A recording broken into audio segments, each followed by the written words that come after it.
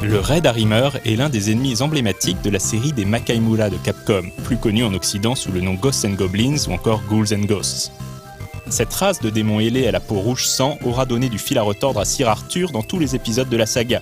Notre collègue, le Dr Lacave, avait d'ailleurs consacré en 2009 un épisode de Hidden Palace à ce monstre légendaire. Cet épisode de Retro & Magic, quant à lui, reviendra sur les aventures en solo d'un Red Harrimer en particulier, Firebrand, le héros de la série Gargoyle's Quest.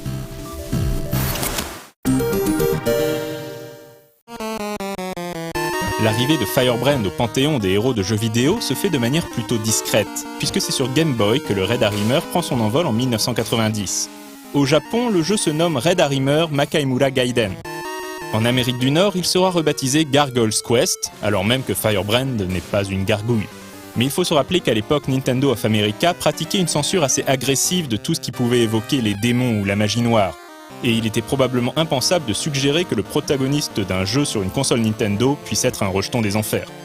Makai, le monde des démons, appelé Ghoul Realm ou Royaume des Ghouls dans la version anglaise, court un grand danger. Brigger le Destructeur et son armée sont arrivés d'une autre dimension et se sont emparés du pouvoir. Brigger n'en est pas à sa première tentative. La légende raconte que lors de sa précédente incursion, il fut vaincu et chassé par un démon appelé Red Blaze, le brasier rouge. Il revient à Firebrand, membre de la race des Red Harrimers, de devenir le nouveau brasier rouge et sauver Makai. Gargoyle's Quest alterne deux types de gameplay, des phases en vue du dessus, durant lesquelles Firebrand explore le monde des démons à la manière d'un RPG, avec tout ce que ça implique de villages à visiter et de PNJ à rencontrer, et des phases de plateforme en scrolling horizontal. Lors de ces séquences, Firebrand peut cracher des projectiles, voler pendant quelques secondes et s'agripper aux parois. Au début du jeu, le Red Harrimer est assez faible, il n'a que 2 malheureux points de vie et ne peut se maintenir en l'air qu'un bref instant. Au fur et à mesure de sa progression, il deviendra de plus en plus résistant jusqu'à pouvoir se mesurer à Brigger le Destructeur et ainsi accomplir sa destinée.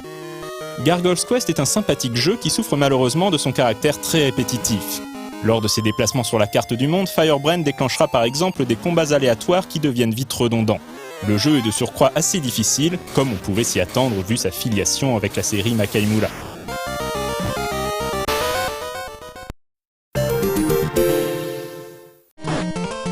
Le démon rouge, au sprite reconnaissable entre mille, reprend du service 2 ans plus tard, cette fois-ci sur NES, dans Gargoyle's Quest 2, sous-titré The Demon Darkness. Un peu moins difficile que son prédécesseur, le jeu reste néanmoins très similaire et a parfois des allures de simple remake en couleur.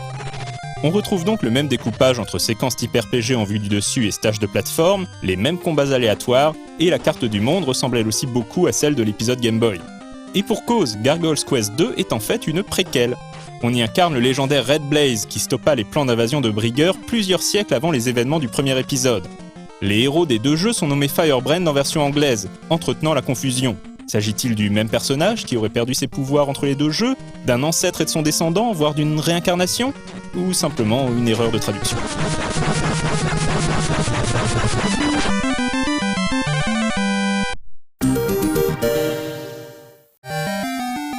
Au Japon, cet épisode aura également droit à sa version portable, toujours sur Game Boy, sous le titre Makaimura Gaiden The Demon Darkness. Très bien réalisé, avec des graphismes très fins lors des phases de plateforme, ce portage propose de nouveaux niveaux et une difficulté relevée d'un cran, histoire de ne pas décevoir les aficionados du premier épisode qui espéraient un challenge équivalent.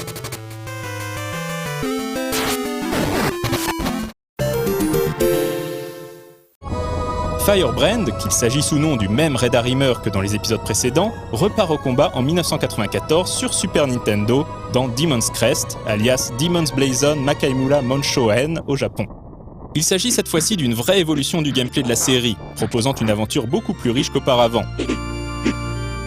Firebrand s'est mis en quête de 6 emblèmes magiques conférant à leurs porteurs de grands pouvoirs, les emblèmes du feu, de l'eau, de la terre, de l'air, du temps et des cieux.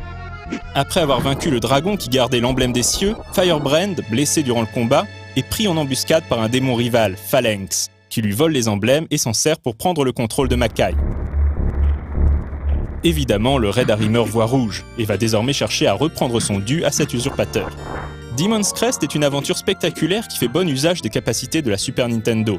Les décors sont détaillés, les sprites de grande taille et les animations très soignées. La musique est discrète mais contribue à l'atmosphère sombre et gothique du royaume des démons. L'ensemble évoque autant Ghosts and Goblins que la série concurrente des Castlevania de Konami. Côté gameplay, on retrouve le principe de base de la série. Mais Firebrand peut désormais se maintenir en l'air indéfiniment et possède quelques nouveaux mouvements, comme par exemple la possibilité de frapper un élément de décor situé dans l'arrière-plan pour révéler des bonus. Les phases en vue du dessus ont également été remplacées par une carte en mode 7 que Firebrand peut explorer à tire d'aile. Mais la plus grosse nouveauté vient sans doute des capacités que Firebrand obtient en retrouvant les emblèmes. Selon l'emblème équipé, le Red Harrimer changera de forme pour débloquer de nouvelles attaques et de nouvelles capacités. On pense évidemment au principe fondateur d'une autre célèbre série de Capcom, Mega Man.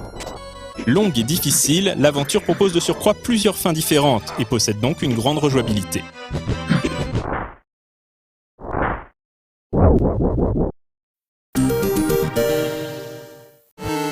Moins connu que la série mère des Makaimura, les aventures de Firebrand le Red Harrimer n'en sont pas moins d'excellents jeux mélangeant plateforme et aventure. Demon's Crest en particulier est sans aucun doute un des meilleurs titres disponibles sur la 16 bits de Nintendo. Ne pas y avoir joué serait vraiment tenter le diable.